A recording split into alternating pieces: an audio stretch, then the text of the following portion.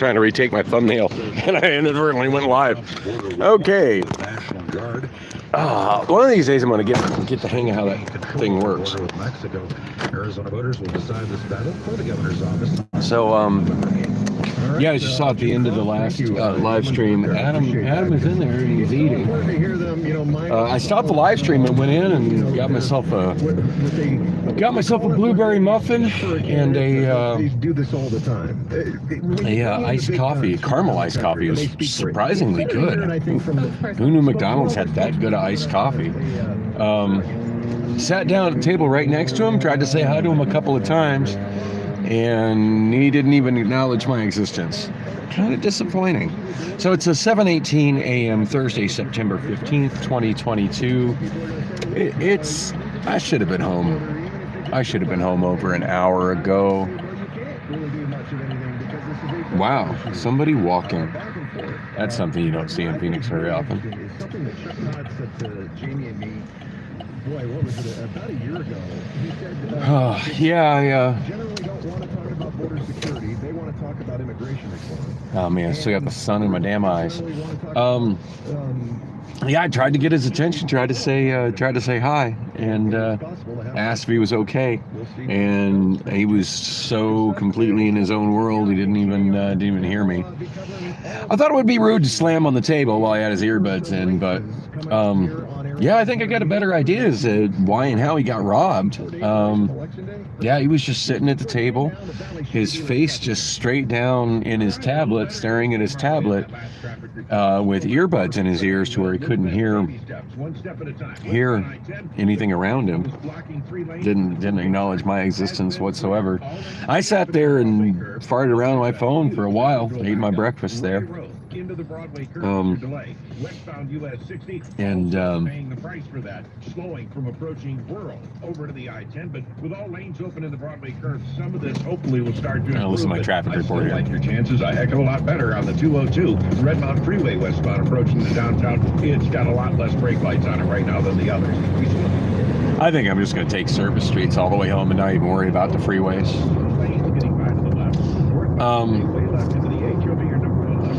Anyway, yeah, it was kind of disappointing. I was, I don't know, going to ask him if he was okay, if he needed help with anything, but he's so in his own world with his headphones on. That is definitely one thing I would never do when I was homeless and out and about. I mean, I would sometimes have headphones on, but only while I was and very situationally aware. But if I was sitting down, I definitely did not have my headphones on my ear, and not to a loudness that I couldn't hear the world around me. Yeah, that's a good way to become a victim. Anyway, I'm kind of concerned about his mental health, to be honest. I mean, I'm seeing symptoms of a lot of the same kind of mental illness type things that I suffer with myself. And, I mean, he said he gets services at Taro's, but they don't seem to be helping him. I mean, I don't know that LifeWell would be a whole lot better for him. Of course, you know, the big thing with people who have mental health issues is you've got to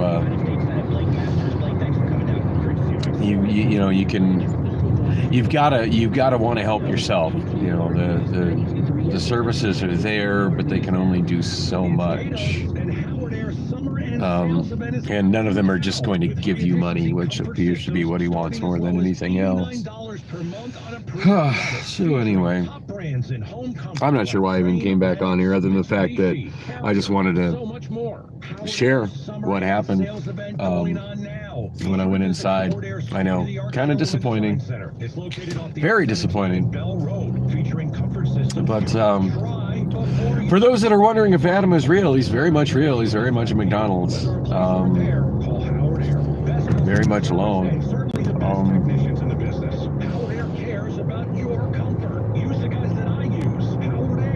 I'm going to keep watching his channel and see what happens. See if he really did get that loan.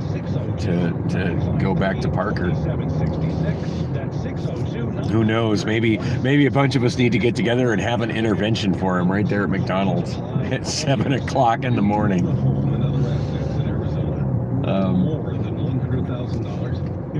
I don't know, random thought. Anyway, I got to get back to worrying about my own damn life. It's the 15th of the month. It's halfway through the month, and that's generally speaking where I like to regroup, look where I am financially, and see how I'm doing towards my bills towards the end of the month. And right now, it's not looking good. Last 2 Fridays, I mean, I got my money from Bullocks, but I didn't get 2 Fridays in a row. I got absolutely nothing from Amazon. So yeah, I do think Friday I got, so tomorrow I've got a full paycheck with some with maybe about 10 minutes of overtime on it. Yeah, that's not enough to pay my rent. I'm not sure how much money I got in the bank. I'm sure as long as I get through the end of the month and I stay frugal, between the cash I've got, the money I've got in the bank, which granted isn't much, in the oh gosh, I think I have 2 paychecks coming from Amazon before the end of the month, so I should be all right to pay my rent. It's going to be pretty tight and going to be pretty tough. Got to throw some money at credit cards. When I got my bonus, which I guess at this point was about a month and a half ago, when I got my 6-month bonus, signing bonus on Amazon. No, do not pass me on the right, fool.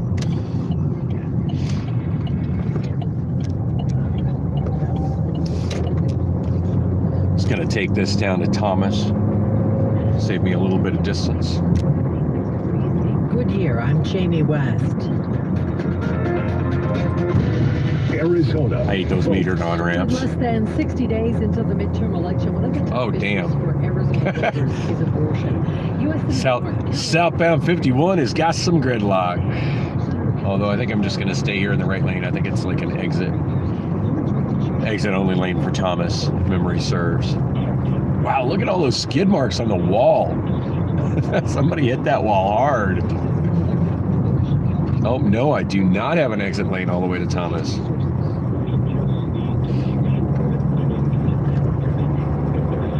That would be a worthwhile addition to this freeway if ADOT could make it happen.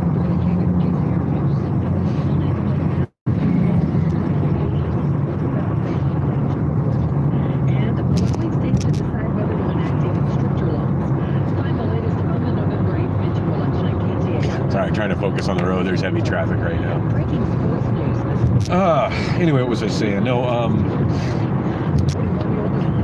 yeah, I just got a warning from Discover Card telling me that I'm close to my credit limit. I'm not sure how close I am. I haven't really been paying attention to it lately, but I felt like I put a lot of money on it when I got my bonus. So like, so much for all the headway I made on that. Apparently, I just charged it right back up. Mostly with fast food and whatnot. Oh, I get the green left arrow, yay. So I got a homeless person flying a sign in a wheelchair on the left. That guy does look legitimately disabled, though. Alrighty, let's get right to it. We have had kind of a bumpy morning. We've had some bigger traffic. One of them still State troopers got a couple people pulled over up to the right. Stay left, HOV and number 1 left lane. They're the only 2 lanes getting by. And that's a 3-mile solid delay all the way back from Thunderbird trying to get up to Union Hills on account of that wreck. Now, also, they got a stalled vehicle moved off right, westbound 60 west to Mill. Westbound I-10 Broadway curb crash, that's cleared, but residual major slowing. Ray Road all the way into the Broadway curb, on the 10 westbound and on the 60 westbound slowing heavy from approaching Rural Road over to the I-10. We're not done. There's Service Street wrecks too. Thomas west of 24th Street, McClintock and Baseline, 40th Street and Bell Road, and Thomas west of 24th Street where? Street, north of Indian School. I just crossed 24th Street on Thomas. Didn't see no accident at all. Selling a car. Oh, get with the program, Dan. And make any model they're buying. Find your closest Detour Dan's traffic used to be a lot more reliable than that. today for an offer. Of course, he used to do it years ago. He used to do it from a helicopter and zoom around town, actually looking at the traffic. It's been a long time since he did the traffic like that. In the mid to upper 70s with clear skies. Weather's brought to you by Howard Air. And now sports, as mentioned. Yeah, I don't care. The Parker and Sons Heating, Cooling, Plumbing, and Electrical Sports Center. Well, Jim, a lot of basketball fans in Phoenix. Although I do got to keep in mind that it is now football season and Thursday night football is back to being a thing. So probably should try to get to Bullocks Cocktails like an hour early tonight, so I can have the show start right after the game. Silver spoke yesterday and he said he believes he got the punishment right. I feel like I lost a little momentum by not doing that last week because there were a lot of people there for the game, and then it went to the jukebox, and then by the time I started, quite a few people left. Whereas I think if I'd have started playing music immediately after the game, I probably could have held on to some people that left right after the game. They don't pay me anything extra for that. I just like to have a good turnout for my show and put on a good show as much as I can.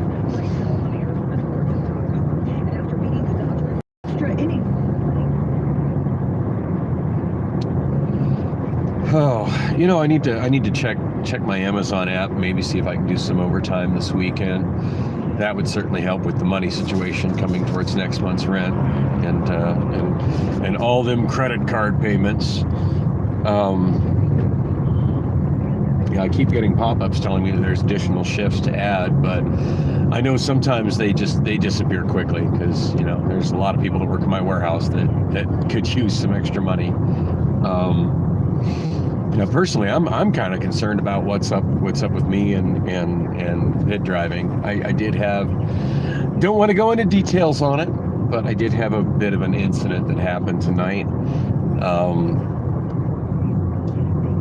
I didn't mention it to my direct supervisor, but I mentioned it to a supervisor that was in the area where the incident happened, and she just kind of gave me this look like she didn't want to deal with it, and she's like, "Well, is it a big mess?" And I was like, said it's not.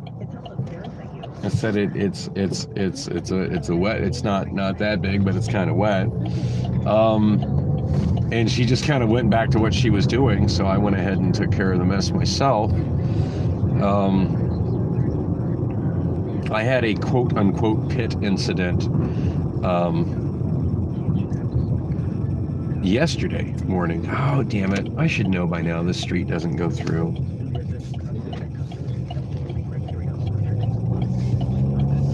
I just didn't want to wait for the damn light there. Now I'm driving out of my damn way.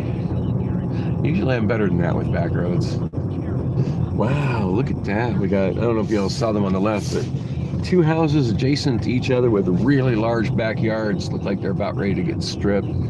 Probably going to get bulldozed. Probably going to try to get, whoever owns that property is probably going to try to get it rezoned and build luxury condos there. This neighborhood is gentrifying in a really big way. People who can pick up large lots with rundown houses on them are often trying to, that one on the left there cracks me up, talking about being overbuilt for the neighborhood. Often try to redevelop them and then sell them as luxury places. Like, check this one out on the left. This is one that was done recently. Oh my Lord, that's just a single house. That's ridiculous. It's like huge in a neighborhood of mostly small houses.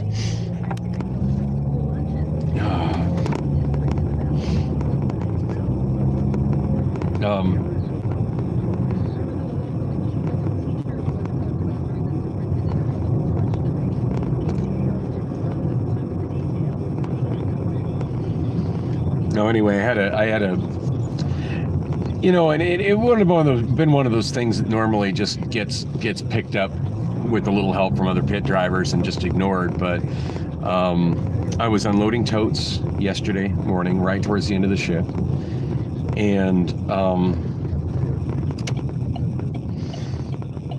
my vision and depth perception is not the best. I mean, I feel like I do pretty good driving, but that's just because I've got such a ridiculous amount of experience as a driver. I was a cab driver for like 19 years. Just drove. I have so many hours behind the wheel driving, especially in the city of Phoenix. That, yeah, it's like second nature for me driving a car, especially driving this car. But the forklift thing, not nearly as much experience, and then I had about 6 weeks that I was suspended from driving a forklift, and yeah, so I'm a little bit rusty. So anyway, I'm just starting to empty a new trailer in dock 335. Just finished emptying dock 339. I'm rolling over 335. And I figured 335 has only got like the little teeny tiny loading zone in front. So I figured I'd just fill that up super quick, park my pit, and then let the other driver who was handling TDR know that he could go ahead and close 339. We were mostly ahead on everything, so it wasn't like there was any kind of rush on anything. So anyway, the truck had just been open. So I think I'd already walked by into the straps, but anyway, I go into it and get underneath the double stack of empty totes and pull it out into the loading zone just past the TDR plate and set it down, and I'm getting ready to down stack it, and I back up and pull my forks out. At least I thought I pulled my forks out. I could see that. I looked down, I could see tips of my forks. Obviously, I need to, when I look down, see more space between the tips of my forks and the bottom of the pallet, because apparently the angle from which I was looking down, the very tips of my forks were still underneath the totes. And as I raised it, it really doesn't. I've flipped totes this way before. It really doesn't take much when you nudge it from the side like that, bringing your forks up. It doesn't take much to flip them. Empty totes are comparatively light. I mean, they're a bundle of totes is too heavy for me to pick it up myself, but I mean, in terms of things that you lift on a forklift, it's pretty damn light, and they're top heavy. So consequently, yeah, I mean, a little pressure on the forks underneath the edge and they flip right over. And it just so happened that as I did it, as I was walking to try to get another driver to help me with it, another PA from another department saw it and commented on it, and I just walked up. I said, "Yeah, it just happened." I explained to him how it happened. And he's like, "Well, you're gonna have to tell Muggs, your supervisor." I'm like, "Oh yeah, I was on my way there. I just thought, since you were right here, maybe you could help me." He's like, "No, you got to take that with him." So anyway, I walk over there. Well, at the same time he walks over there, I guess, to make sure that I reported it to him. And at the same time, Jessica, who's the new person who does the retraining, who just retrained me and does the evaluations of drivers now. Basically, she's the replacement for Angel. For pit training and pit evaluations, and she had just done an evaluation on me. I mean, literally less than 10 minutes before, had just done an evaluation on me over in dock 339, and she said she'd been watching me for a while and that I was doing everything just really well, and she did like kind of a verbal test with me, not as thorough as the ones that Angel used to do, but anyway, she did that, and I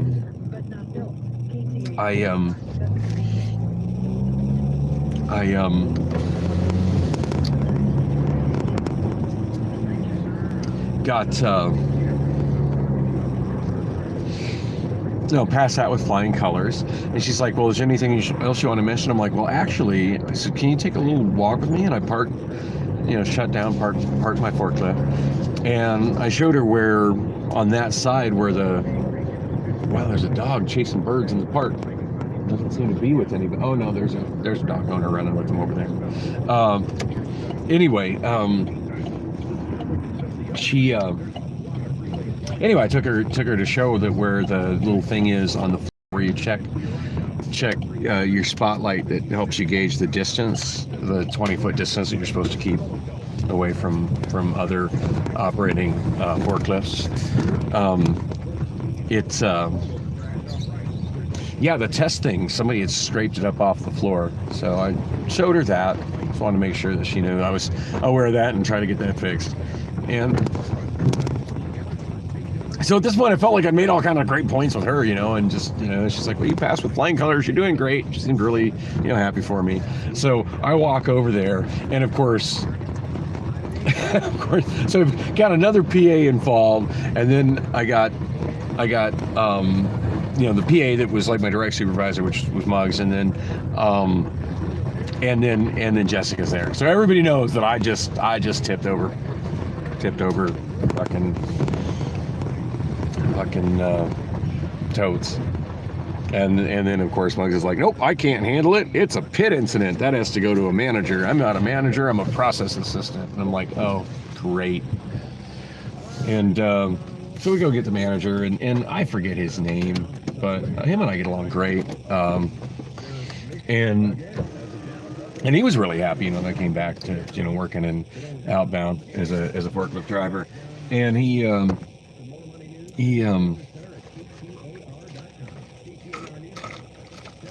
finishing the rest of my coffee. So much caramel in it, it's good. Anyway, he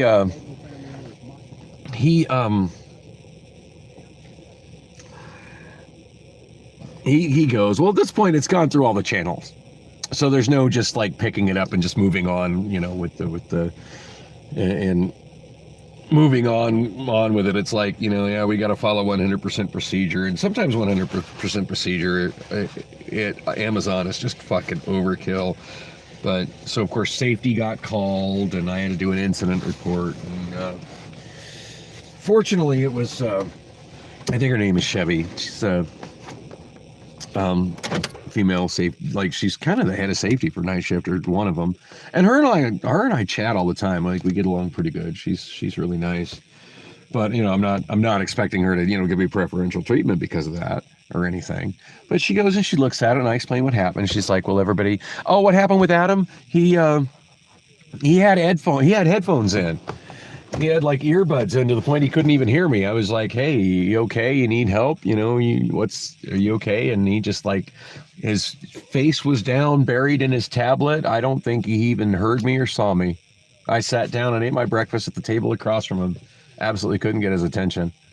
I mean, I'm not aggressive enough to like pound his table to get his attention, but yeah, small wonder the guy got himself robbed before. I mean, if he's sitting on a street corner completely vulnerable with his face staring at his tablet with no situational awareness, and with earbuds into the point he can't hear at all the world around him. I mean, yeah, that's making yourself a target on the streets, especially in that part of town at night. I mean, it's not a bad part of town, but it just in a city, you got to be, when you're out and about, you got to be situationally aware.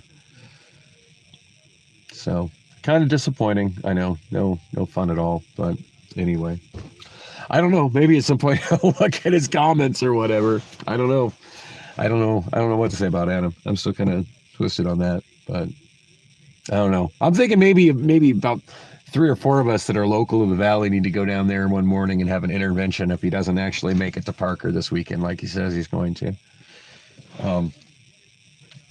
So anyway, back to the Amazon story, just because this is going to go in as like a regular vlog. So Chevy came and evaluated. I told her what happened. She asked if there was any accident, any injuries. I'm like, no, I just fell onto the TDR plate. Set up there. What do you mean? At Yoshi's? Oh, you mean in Parker? Yeah, I've seen the videos. Yeah, it's a pretty cool little tiny house conversion. And I mean, if he owned, from what I've heard on his videos there, he owns the shed and it's on his mom's property.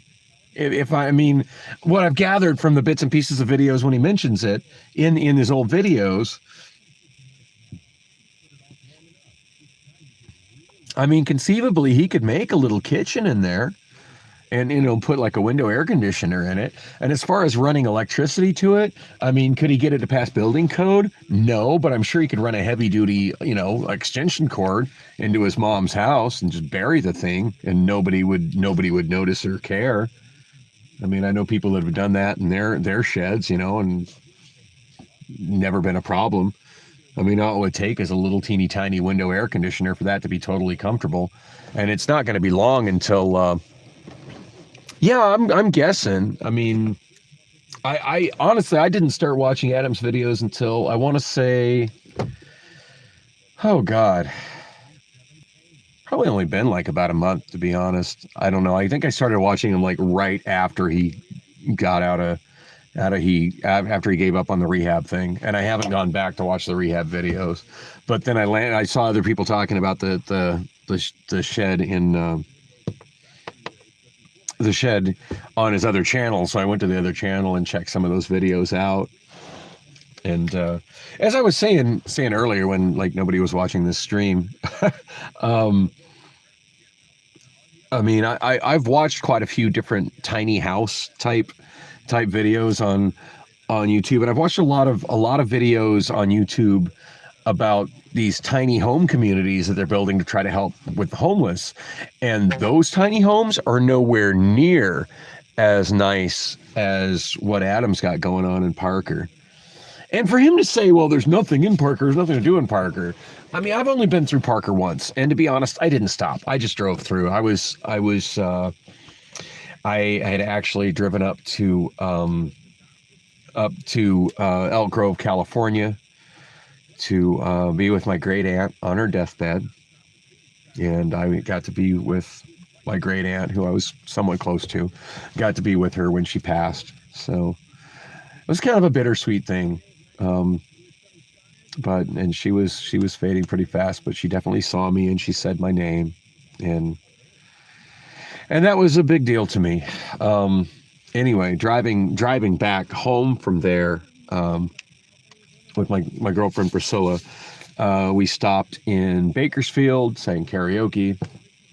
I got to sing Buck Owens' Streets of Bakersfield in Bakersfield. It was kind of a zen moment for me. And then from there we drove through Barstow, through the Mojave Desert to Lake Havasu. And then we went south on the Arizona side of the Colorado River, through Havasu and just through the back highways and through Parker. Went through Parker and then all the way down to, well, assuming the food is still there. I mean, he had a ton of food in there. That's been a few months. I mean, who knows if it's still there, But it's not like it's hard to get food. I mean, the guy gets a food stamp card. That food stamp card would go a lot farther if he spent it on inexpensive groceries and inexpensive groceries as opposed to McDonald's. And my God, that video Adam did like a week ago where he spent like $14, $15, something like that, on a sandwich and a drink and a bag of chips at Subway. I'm not homeless. I wouldn't even think of spending that much money on Subway. I mean, shit, I was pissed the other day when I went to Subway and I found out, it was like 3 a.m. and I found out that it was like going to be almost $11 for a foot-long tuna sub. That was just like, and I probably won't go back to Subway unless I got some coupons, because that was just too damn much. I was just planning on getting the sub of the day, which was like, $3.99 or whatever, calling it good. I got drinks at home. But I mean, yeah, I remember going through and it seemed like a nice little town. It was a pretty town, it's right there along the river through there's kind of a canyon through that part of the Colorado River. The whole area is really scenic. Like the whole drive, most of the drive from all the way down to Quartzsite. but especially through Parker's, like really scenic along the Colorado River and stuff there. And the Parker Dam is really neat. I drove across the Parker Dam. I was just like, actually, while I was sitting across the McDonald's, like directly at the next table, across the walkway there from where Adam was sitting there with his face buried in his tablet, I was kind of looking over Parker. I typed this long YouTube comment reply to somebody, and then I switched back to the map and then switched back to YouTube, and this phone has got such a small memory buffer that it lost my damn comment that I had been typing. Whoops. But I mean, looking there, to hear Adam speak nowadays, it's like there's nothing in Parker. There's nothing in Parker. I've lived in small Wyoming towns where there's like hardly anything, and spent a lot of time in small Wyoming towns. I mean, my high school girlfriend lived in Orrin, Wyoming. You want to look up a town that doesn't have jack shit in it? Orrin, Wyoming. Nothing in Orrin, Wyoming. I spent about a week living in Point of Rocks, Wyoming. Yeah, you're right. I should have. Although, oh yeah, no. Speaking of him drinking tons of soda, so I got a McCafe iced coffee. Not that that's the healthiest thing, but it's a lot healthier than soda, although it was loaded with sugar. So there's that. But I mean, you know, if I was diabetic, I would have probably just got black coffee and called it good. But anyway, I mean, he's talking about, well, you don't know what it's like to have diabetes. You know what it's like to have to buy diabetes. And I did see in one of his comments, he mentioned he also has diabetic retinopathy, which could explain why he was putting his face so close to the tablet. And that could be a legit problem for him. My girlfriend Priscilla also has diabetes and also has diabetic retinopathy.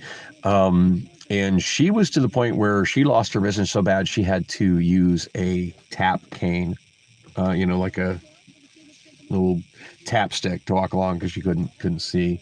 She sees good enough to drive now, which kind of scares me because I don't think she could pass a Department of Transportation an ADOT driver's license vision test. Although I question if I could pass one myself these days.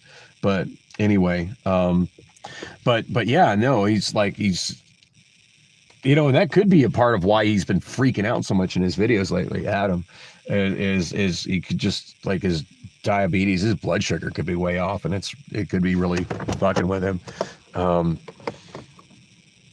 you're diabetic, you really got to watch that stuff, and just eating junk food and drinking soda. And he had not one but two large sodas in front of him this morning. But I mean, he's a grown man. He can eat and destroy himself however he wants. I lost a good friend. And I honestly believe that, I don't think he killed himself per se, but he may as well have, because he was diabetic as well. And I just think there came a point where he just gave up and stopped taking care of his diabetes and died in his sleep. And I mean, his was bad enough. He had to inject insulin. I mean, my girlfriend does that as well. Can't stand to watch it. Needles give me the heebie-jeebies. Anyway, I got to go home. I am super tired. It was a long night at work today. It was a difficult night at work today. I'm nervous that I've been suspended from forklift driving again over not reporting an incident. I hope what happened with me not being able to log in and park my forklift was just a fluke. I'm hoping, but I'm not going to know until Sunday. Not going to know until Sunday evening, unless I take the weekend shift, overtime shift. Anyway, thanks for coming with me on the drive. I got to get some sleep. I'm tired.